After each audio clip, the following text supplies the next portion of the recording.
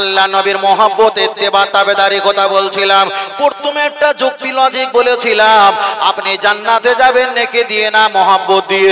আপনারা বলেছিলেন, আমরা বলেছিলাম মহব্বত দিয়ে।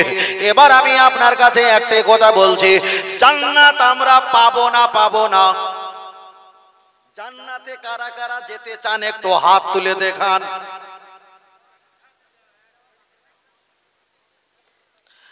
আপনারা জান্নাত যাবেন না? এই তিনটে সামনে কপালে কপালে বাস পড়েছে গো, বাস পড়েছে বাবা। এবার আপনি বলবেন হুজুর হাত তুললে কি আল্লাহ জান্নাত দেবে? এ প্রসঙ্গে একটা হাদিস পড়ি।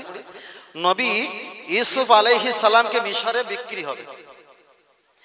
বিক্রি হবে আর কেনার জন্য একটা বুড়িমা সুতো ছাড়াতে যাচ্ছিল না, শুনেছেন? তা বুড়িমাকে বলছে, বুড়িমা তুমি কি মিশরের গিয়ে ওখানে কি ইউসুফকে কিনবে? বলছে হ্যাঁ। বলে এত টাকা চাইবে আর আপনি সুতো ছাড়াতে যাচ্ছেন, গরিব মানুষ, পায়ে পরনের জুতো নেই। বলছে খোকা, আমার এই সুতো বিক্রি করে নবী ইউসুফকে কিনতে পারবো না, এটা ঠিক, কিন্তু আমি যে নবী ইউসুফকে ভালোবাসি, তারে কিনে আমি মহব্বত করব, অন্তত কেনার নামের ব্যক্তির খাতায় নামটা তুলে থাকবে। সুবহানাল্লাহ। এ হাত তুলে জান্নাত পাবো কি পাবো না এটা আমরা বলতে পারিনি, কিন্তু আমি জান্নাতের জন্য আশা করেছি। আল্লাহর কোরআন বলছে জাররাতিন শাররাইয়ারা জাররাতিন খায়রাইয়ারা, ভালো কাজ আর খারাপ কাজ আল্লাহ কিয়ামতে দেখাবে। কেউ যদি বলে আলেম বলেছিল জান্নাত চাই কি চাই না, হাত তুলেছিল আর আপনি হাত তোলেননি, আল্লাহ বলবে তুমি কি জান্নাতের পক্ষে ছিলে? আল্লাহ ছিলাম, দলিল কই?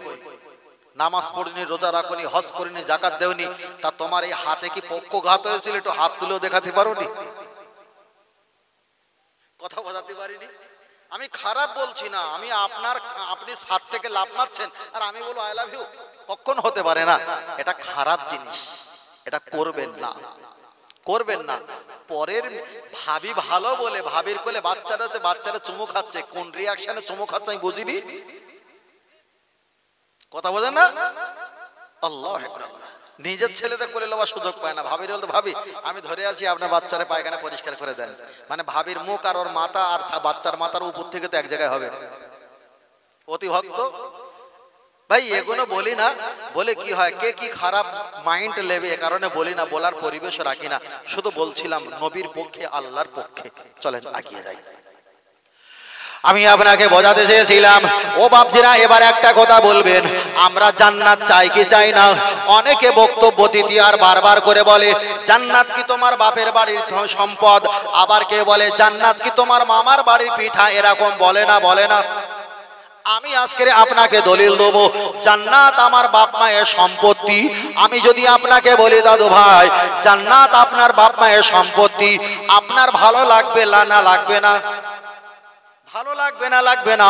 তাহলে আমি যদি বলি জান্নাত আপনার বাপ মায়ের সম্পত্তি, অবশ্যই ভালো লাগবে। তাহলে কোরআন থেকে দলিল বার করা যাক, আল্লাহর জান্নাত আমাদের বাপ মায়ের সম্পত্তি কিনা রাজি আছেন? আল্লাহর কোরআন জানিয়ে দিয়েছেন ইউসিকুমুল্লাহু ফি আওলাদিকুম লিযাকারি মিসলু হাজ্জিল উনসাইন।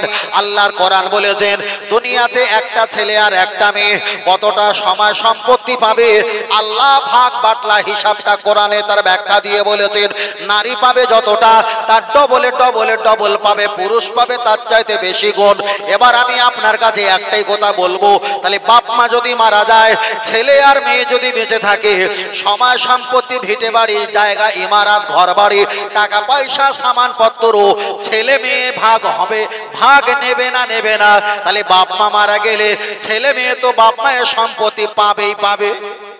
আপনি যদি বেঁচে থাকেন, আপনার বাপ মা মারা গেছে, আপনি ঘর তুলেছেন, ইমারত তুলেছেন, জায়গা জমি চাষবাস করেন, এটাই তো আপনার বাপের সম্পত্তি। তাহলে বাপ মা মারা গেলে ছেলে যদি বাপ মায়ের সম্পত্তি পায়, এবার আপনি বলেন আপনার আদি পিতা বাপ মায়ের নাম কি? ঠিক বলেছে ভাই।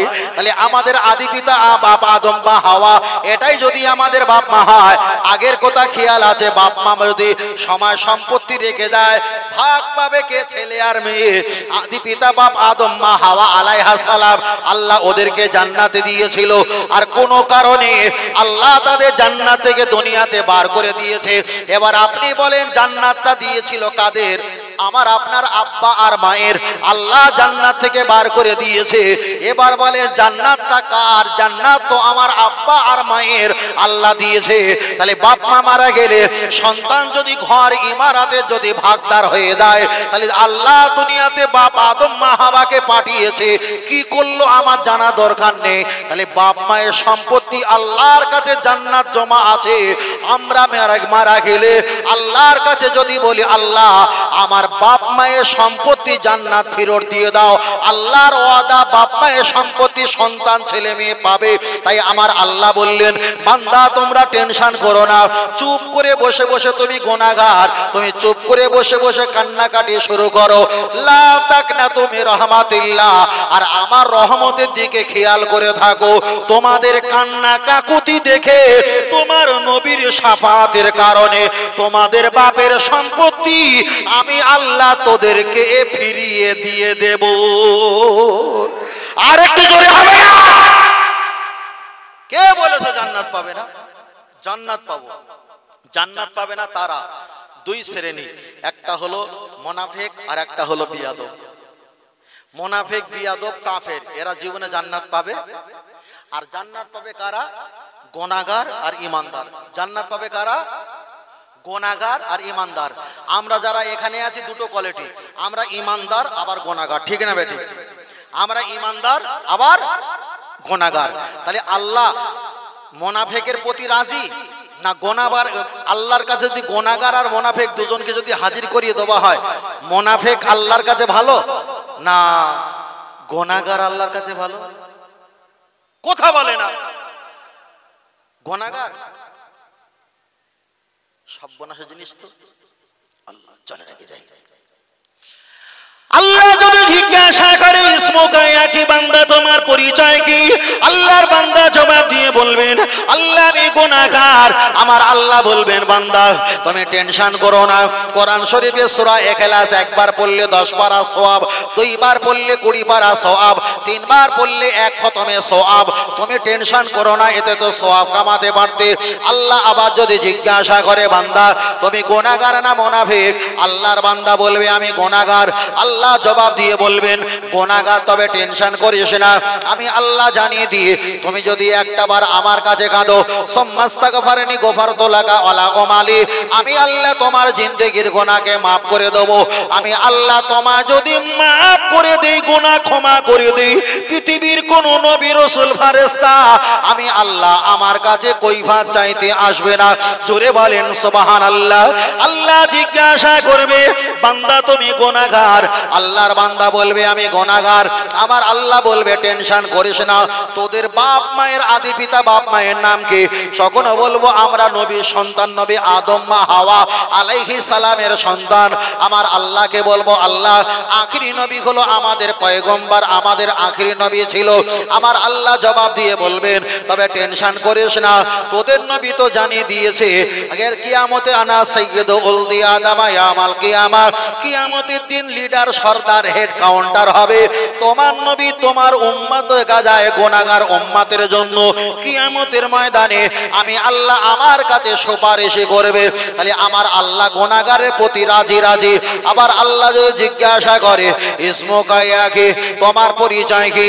ওই ব্যক্তি যদি বলে আল্লাহ আমি মুনাফিক, আমি মুনাফিক, আমার আল্লাহর কোরআন জবাব দিয়ে বলল তুমি মুনাফিক। আলা তুসাল্লি আলা আহাদিম মিনহুম মাতা আবাদা, যারা মুনাফিক নবীর শানে মুনাফিকি করেছে আমি আল্লাহ ঘোষণা করে দিলাম ওদের জানাজা পড়া হারাম, জানাজা পড়া চলবে না। আল্লাহর কোরআন পরে বললেন ওয়ালা তাকুম আলা কবরিহি, মুনাফিক মারা গেলে ওর কবরের ধারে পর্যন্ত দাঁড়ানো চলবে না।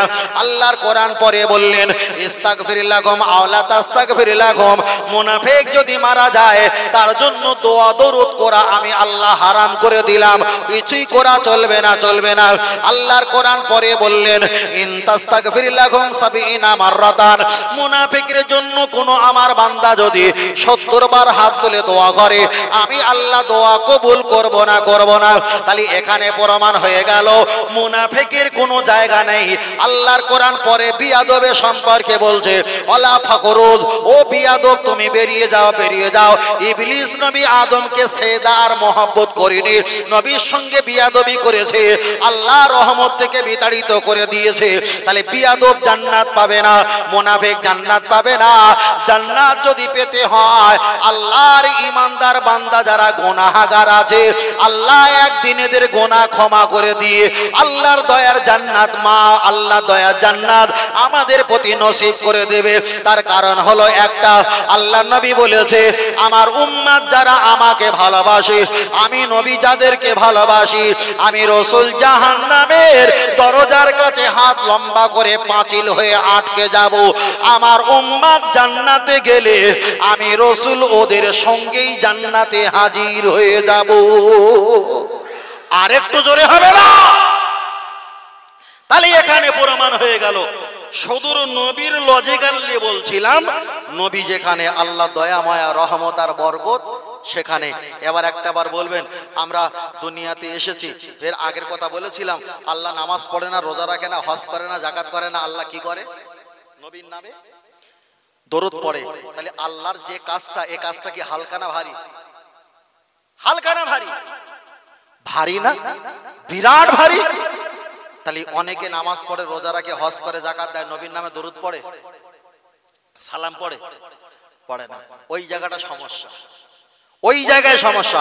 অনেকে বলবে, হুজুর নামাজ কালাম না পড়লে কি জান্নাত পাওয়া যায়? আমি ছোট্ট করে একটা কথা বলি, নবী দুনিয়াতে এসেছে আর মিয়ারাজে গেছে, এই আসা আর যাওয়া অনেক বছরের ব্যবধান ছিল না? ছিল।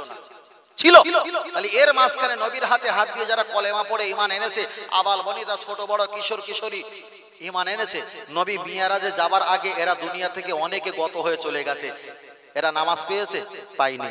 নবী দুনিয়াতে এসেছে, আবার পাহাড়ে গিয়েছে, গুহায়, সেখানে গিয়ে জিবরিল এসে কোরআনে 5টা আয়াত নিয়ে এসেছিল, তাহলে কোরআন শরীফ নাজিল করেছে। তাহলে দুনিয়াতে এসেছে আর কোরআন নাজিল হয়েছে, এর মাঝখানে অনেক ব্যক্তি ঈমান এনে মারা গেছে। তারা কোরআনও চোখে দেখেনি, নামাজও চোখে দেখেনি। দেখেছিল কাকে? নবীকে। তাহলে নামাজও পায়নি, কোরআনও পায়নি, পেয়েছে কাকে? নবীকে। এবার বলেন, তারা জান্নাতি না জাহান্নামী? জান্নাতি। তাহলে এখানে নামাজ আর এখানে কোরআন, এটা জান্নাতে যাওয়ার মূল উদ্দেশ্য নয়। অবশ্যই এটা থাকবে, কিন্তু ঈমান হতে গেলে মুহাম্মদ সাল্লাল্লাহু আলাইহি ওয়াসাল্লামকে জানে প্রাণে মানতে হবে। আর একটু জোরে হবে না? আর একটু জোরে হবে না? এটা তাকবীর, নারে তাকবীর। আপনাদের এটা কারেন্টে চলছে, আমি বারবার এক জায়গায় বলে থাকি, আপনাদের ওই কারেন্টের খুঁটি 4টে খুঁটি এক জায়গায় থাকে আর মাঝখানে একটা বড় মেশিন থাকে, ওরে কি বলে দাদু ভাই? ট্রান্সমিটার, ট্রান্সফরমার বলে, তাই না?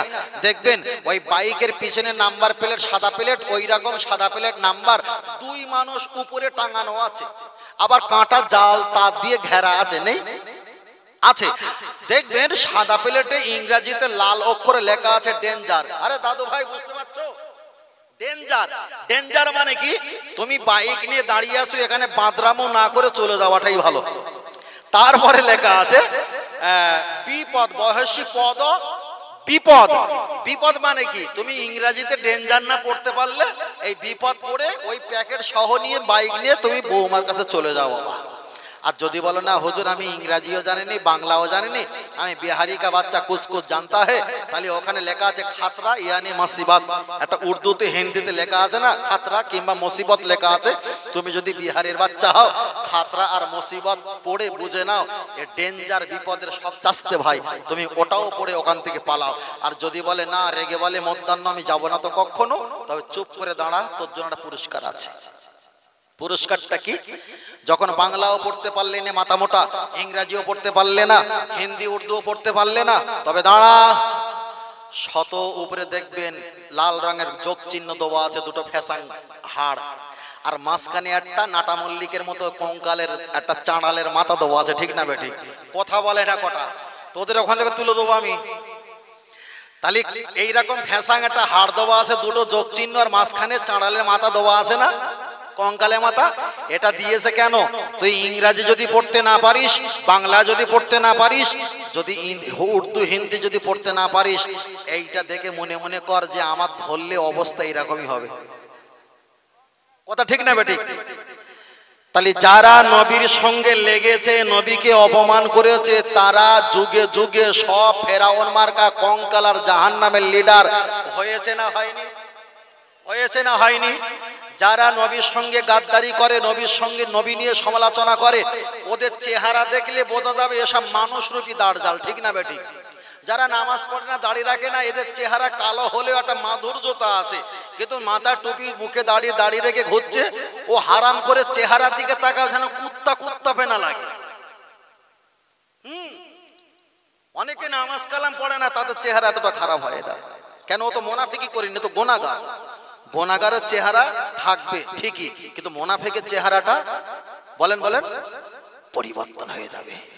পৃথিবীতে মুনাফিক ইসলামের ক্ষতি করেছে, মারাত্মক ক্ষতি করেছে, বিশাল ক্ষতি করেছে, সে ক্ষতির কোনো শেষ নেই। তবে আপনাদের জলসাটা মানে এবছরে প্রথম হচ্ছে, তাই না?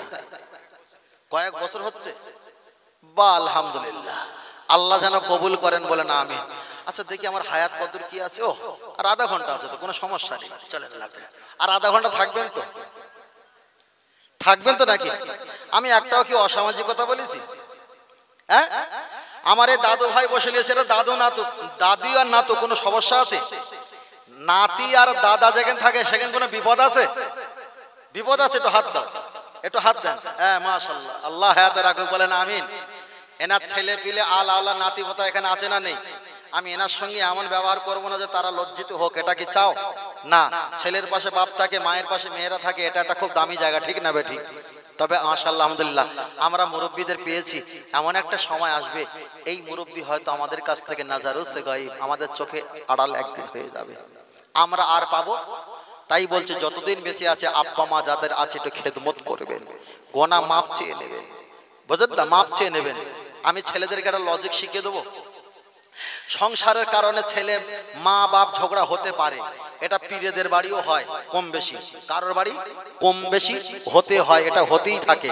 তবে বলছে যারা মায়ের সঙ্গে অপমান করেছো, বাপের সঙ্গে, 4-5টা ভাই বৌমা নাতি পোতা, ক্ষমা চাইলে লজ্জা লাগবে, খারাপ লাগবে, মাকে সঙ্গে করে না বলো অমুক বন্ধু দাউদ করেছে সেখানে যাব, এখান থেকে তুলে নিয়ে চলে যাও 5-7 কিলোমিটার 10 কিলোমিটার দূরে ভালো রেস্টুরেন্ট, ভালো হোটেলে গিয়ে সেখানে কাপড় চোপড় দামি কাপড় দিয়ে ভালো মিষ্টি পোলাও বিরিয়ানি সব কিছু নিয়ে মাকে খাওয়াও, খাবি দিয়ে মায়ের একদম গপ করে পাটা ধরিয়ে হলো মা এখানে কেউ নেই, মা সব অপরিচিত লোক, মা আমি সেদিন এমন কিছু করেছিলাম, আমি যদি ক্ষমা চাই বড় ভাবে জানলাগুলকে বলে দেখেছো জায়গায় পড়েছে বলে ক্ষমা চাচ্ছে, কত লোক কত কিছু বলবে, মা আজকের ক্ষমা করে দাও, কেউ কারোর দেখার দরকার নেই, দেখছে কে?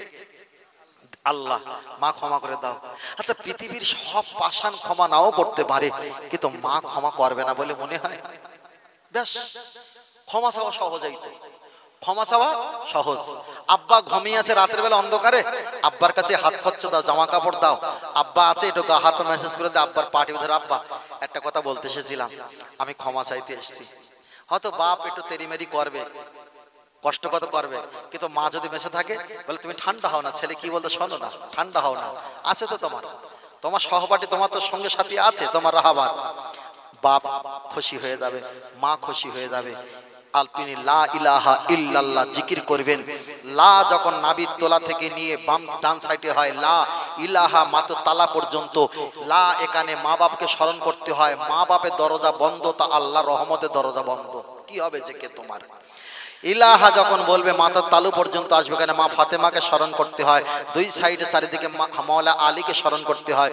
ইল্লাল্লাহ যখন বলবে কলবের দুধে 2 আঙুল নিচে, এখানে ইমাম হাসান হোসাইন, এখানে রাসূলুল্লাহ সাল্লাল্লাহু আলাইহি ওয়াসাল্লামকে স্মরণ করতে হয়, ইল্লাল্লাহ জিকির করতে হয়। লা ইলাহা ইল্লাল্লাহ জিকিরের ভিতরে তোমার আব্বা মাকে আল্লাহ জড়িয়ে রেখেছে, বোঝাতে চেয়েছে আমার পরে আমার নবী, আর নবীর পরে হলো তোমার আব্বা মা। জড়িয়ে বলেন সুবহানাল্লাহ। খেদমত করবে, খেদমত করবে। তবে আমি আপনার কাছে একটা বার বোঝাতে চেয়েছি, লক্ষ্য করে দেখা যায় আমি নবীর কথা বলছিলাম, মায়েদের কথা বলার আমি সুযোগ পাইনি, পেলাম না।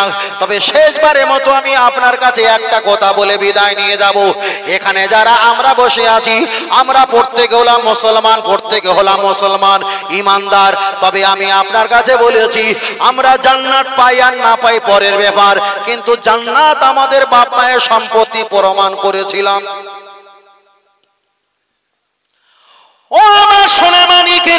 চলে যাওয়া যায়, লক্ষ্য করে দেখা যায় জান্নাত আমাদের বাপ মায়ের সম্পত্তি। আমি প্রমাণ করলাম। আপনার কাছে আর একটা কথা বলি, আগে চলে যাওয়া যাক। আল্লাহ আলামী ফের বলেছিলাম, নবী যেখানে আমার আল্লাহ সেখানে। নবীকে মানলে মাথা টুপি আসবে, নবীকে মানলে মুখে দাঁড়িয়ে আসবে, নবীকে মানলে জুব্বা আসবে, নবীকে মানলে সালামে কিয়াম আসবে, নবীকে মানলে ইবাদত আসবে, নবীকে মানলে রোজা তাসবিহ তেলাওয়াত দান সাদকা আসবে, নবীকে মানলে আল্লাহকে মানা হয়ে যাবে, নবীকে মানলে আমার আল্লাহর দয়ার জান্নাত নসিব হয়ে যাবে। তাই আমি বারবার একটাই কথা বলি, আল্লাহর ইবাদত, নবীর মুহাব্বত, কোরআন তেলাওয়াত, মা বাবার খেদমত, মাজার জিয়ারত, একটাই দল জান্নাত। ওই দলটার নাম হলো আহলে সুন্নাতুল জামাআত। আর একটু জোরে হবে না? এবার আপনারা বলবেন এতক্ষণ শুধু নবী নিয়ে আমি অনেক কথা বললাম, এবার একটাই কথা আমি আপনার কাছে বলছি। আমি তো দেখে দেখে ওয়াজ করছি না, মুখস্থর কথা আমি আপনার কাছে বলছি। নামাজ পড়তে গেলে কোরআন লাগে না হাদিস লাগে? আপনাদের এলাকার লোকগুলো চালাক আছে ভাই, আলহামদুলিল্লাহ। তবে কটা 21 টাকা দিলে 3 টাকা হয়? ওই হেসে ফেলেছে, ও আগে বুঝতে পেরেছে। নামাজ পড়তে গেলে কোরআন লাগে না হাদিস লাগে? ও দাদু ভাই, নামাজ পড়তে গেলে ঠিকই বলছেন তো, নামাজ পড়তে গেলে কোরআন লাগে না হাদিস লাগে? কারা কারা কোরআন লাগে একটু হাত তুলে আল্লাহকে দেখান। দাদু তুমি হাত তুলেছো? হাত নামাও, দুজন একবারই ভাই, হাত নামাও। ওরা হাত তুলে দিল কি ভাই? না মাত চলো দেখে কোন দিয়েছে না। আমরা দুজনে আছি মনে করলে কি? আল্লাহ আকবার। নামাজ পড়তে গেলে কোরআন লাগে না হাদিস লাগে? আপনারা এত বছর শুনেছিলেন নামাজ পড়তে গেলে কোরআন লাগে। আমি আপনার কাছে হিসাব দেবো, কেন আমি নবীর কথা বলছিলাম, আমি বলছি না ভুলবো না। নবীর প্রশংসা শুধু বার করব, শোনাবো। আপনাদের মসজিদে আজান হয়েছে কটায়? দাদু ভাই, মসজিদে আজান হয়েছে কটায়? এখন 8 দেখা যায়, 7:45 কিংবা 8টায় কিংবা 6:45 আজান কিংবা 7টায় আজান। আপনি বলেন আজান দেয় কিসের জন্য? আজান দেয় মায়েদের মাথায় কাপড় না থাকলে কাপড় তোলার জন্য নয়, দোকানে শাটার বন্ধ করার জন্য নয়, গানের সাউন্ড আস্তে করে দেওয়ার জন্য নয়। মসজিদে দেখা যায় আজান দেওয়া হয় একটায়, খানা পিনা খাবার জন্য, ঘুমানোর জন্য নয়। তাহলে আজান দেওয়া হয় আল্লাহু আকবার, আল্লাহু আকবার, আশহাদু আল্লা ইলাহা ইল্লাল্লাহ। মসজিদে আজান দেওয়া হয় একমাত্র আল্লাহর ইবাদত করার জন্য। আগেই তো আপনারা বলেছিলেন সবচাইতে বড় ইবাদত হলো নামাজ। তাহলে নামাজ পড়ার জন্য আল্লাহর কোরআন দিয়ে ডাকা দরকার ছিল, কিন্তু আল্লাহু আকবার, আল্লাহু আকবার বলে মসজিদে আজান দিয়ে মুসল্লিকে যখন ডাকছে, ওই আল্লাহু আকবার খোদার কসম ওটা কোরআনের কোনো আয়াত নয়, ওটাই আমার আপনার নবীর জবানের হাদিসের বাক্য। আর নবীর জবানের হাদিসের বাক্য দিয়ে আল্লাহর ইবাদতের জন্য ডাকা হয়। আল্লাহ ইবাদত করার হুকুমটাই শুধু বলে দিয়েছে, আর নামাজের জন্য আমার নবী আমাদের ডাক দিয়েছে। তাহলে 1 নাম্বার হাদিস, আজান হয় নামাজের জন্য, কোরআন নয়, ওটা নবী পাকের হাদিস। আপনি মসজিদে চলে গেলেন, মসজিদে যেতে গেলে প্রথমে ডান পা না বাম পা? ডান পা দেওয়া ওটা কোরআনের কোনো ব্যাখ্যা নয়। মসজিদে ডান পা দিতে হবে, ওটা হাদিসের ব্যাখ্যা। তারপরে একটা দোয়া পড়তে হয়, আল্লাহুম্মা আফতালি আবওয়াবা রাহমাতি। আপনি যে দোয়া পড়েছেন, মসজিদে উঠেছেন আল্লাহর ঘরে, ওই আয়াত দোয়াটা পড়েছেন, দোয়াটা কোরআন শরীফের কোনো আয়াত নয়, ওই দোয়াটা হলো আমার নবীর জবানের হাদিস। তাহলে আল্লাহর ইবাদত করার জন্য মসজিদে যাবে, কোরআন পড়ে নয়, বরং নবীর জবানের হাদিস পড়ে আল্লাহর ঘরে যেতে হয়। তাই আমার বক্তব্য ছিল, নবী যেখানে তোমার আমার আল্লাহ সেখানে। চলেন আগিয়ে যাওয়া যাক। আপনি মসজিদে গিয়ে নিয়াত করলেন, নাওয়াইতু আন উসাল্লিয়া লিল্লাহি তাআলা আরবা'a রাকাআতা সালাতি ইশা ফরদুল্লাহি তাআলা। 3 রাকাত, 2 রাকাত, 4 রাকাত নামাজে নিয়াত করলেন। আপনি নিয়াত করলেন, নিয়াত করা কোরআনের কোনো আইন এমন নয়। আমার আল্লাহ নবী হাদিস শরীফে বলেছেন, মুহাম্মদ আল্লামা আব্দুল্লাহ ইসমাইল বিন বুখারী বলেছেন, ইন্নামাল আমালু বিন্নিয়াত, প্রতিটা কাজে তোমরা নিয়াত করবে। ওই নিয়াত করাটা কোরআন নয়, ওটা নবী পাকের হাদিস। আর একটু জোরে বলেন সুবহানাল্লাহ। আপনি নবীন দেখা যায় কানের লতিতে হাত ঠেকিয়েছেন, ওটা আল্লাহর কোরআনের কোনো তাৎপর্য নয়, ওটা হলো নবী পাকের হাদিস।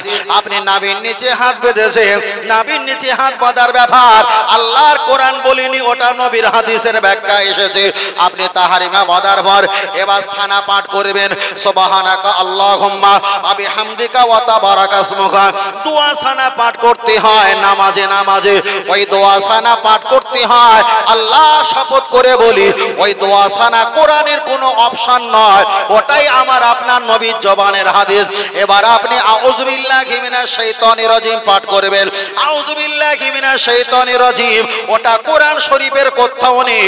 কোরআন শরীফ যদি 6666টি যদি আয়াত হয়, 114টি যদি সূরা হয়, 30টা যদি পারা হয়, 848টা যদি পৃষ্ঠার হয়, নরমালে 2200 2100 2500 টাকা যদি দাম হয়, টোটাল কোরআন শরীফের ভিতরে আউযু বিল্লাহি মিনাশ শাইতানির রাজিম লেখা নেই, ওটাই হলো আল্লাহর নবীর জবানের হাদিস। তাহলে এতদিন তোমরা হাত তুলেছিলে, নামাজ পড়তে গেলে কোরআন লাগে, কোরআন লাগে।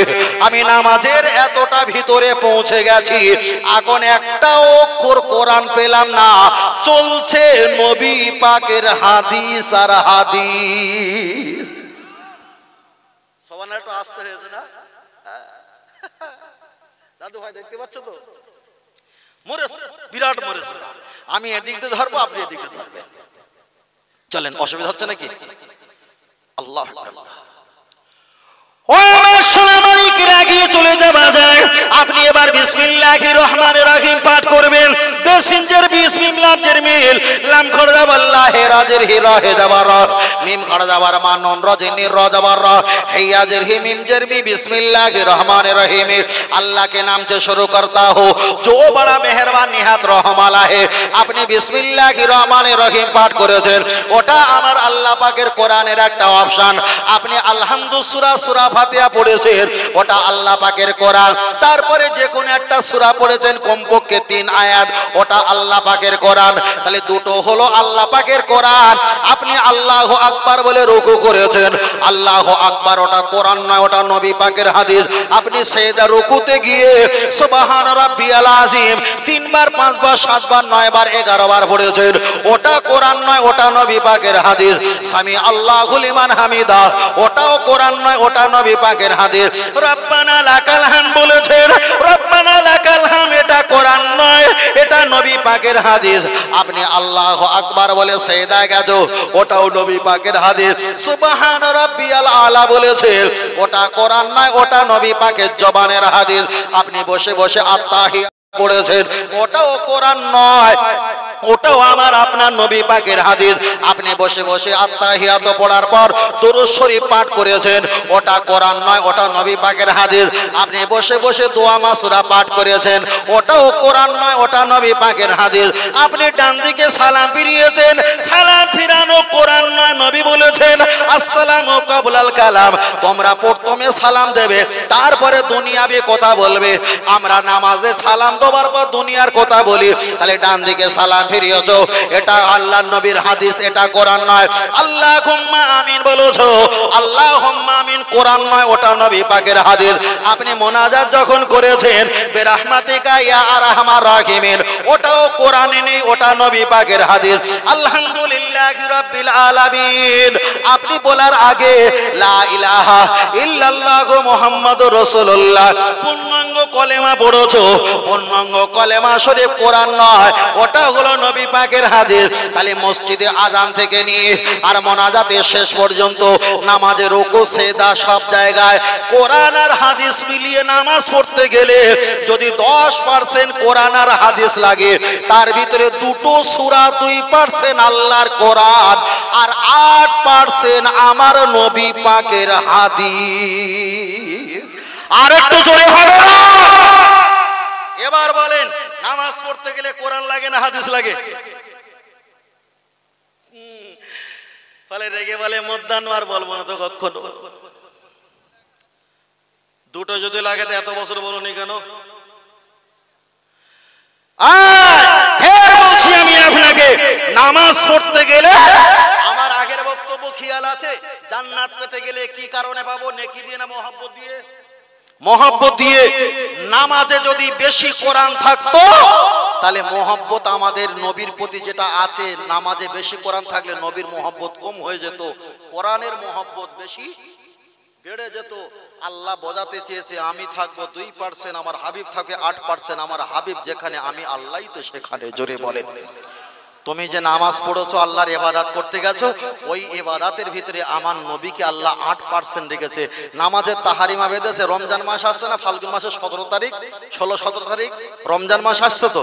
আবার অনেকে নতুন রোজাদার তাহারিমা বেঁধেছে নামাজে, আর গালে থুতু এসছে, জানালা দিয়ে থুতুগুলো ফেলেছে। আমি বলে কি গো, তুমি নামাজ পড়ার সময় তাহারিমা বেঁধে থুতু ফেলেছে? বলছে না হুজুর, মাল তো ধরে রেখেছে, ছাড়েনি তো।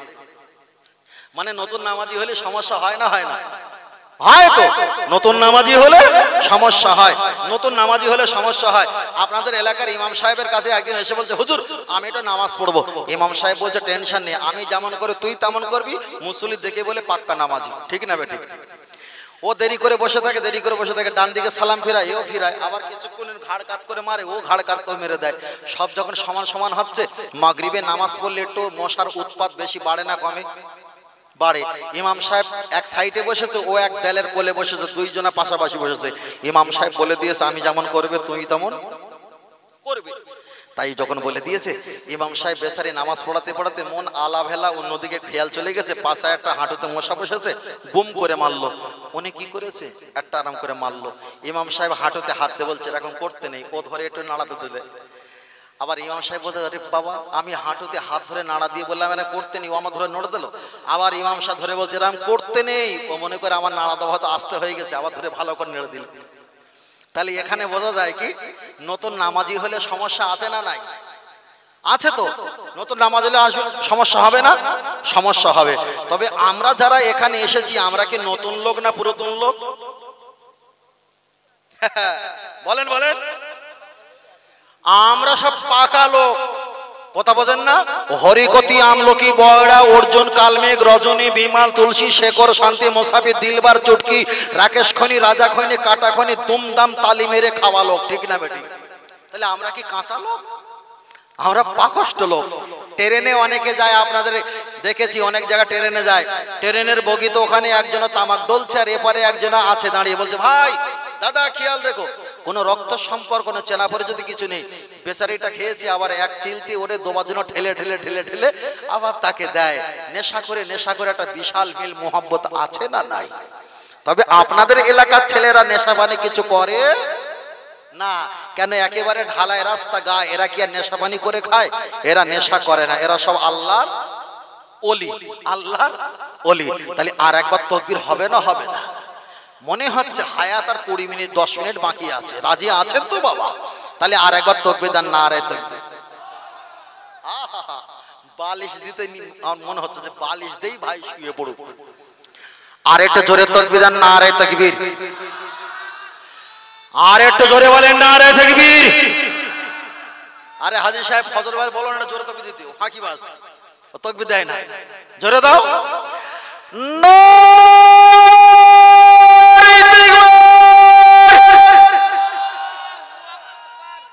তাকবীর হয়নি। ও কেসে দেখাচ্ছে তা কি জোরে তাকবীর দিয়েছে আমি, বুঝলেন না? সাইলেন্সারের চাইতে আওয়াজ বেশি, বুঝলেন না? আর একবার তাকবীর হবে না? হবে না? হবে ইনশাআল্লাহ।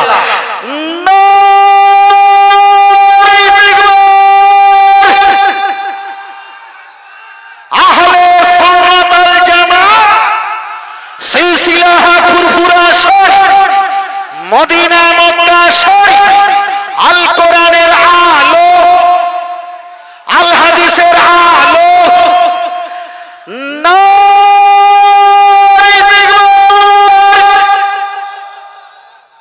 যারা মিটার তুলেছে যারা এর বেশি মিটার তুলবো না।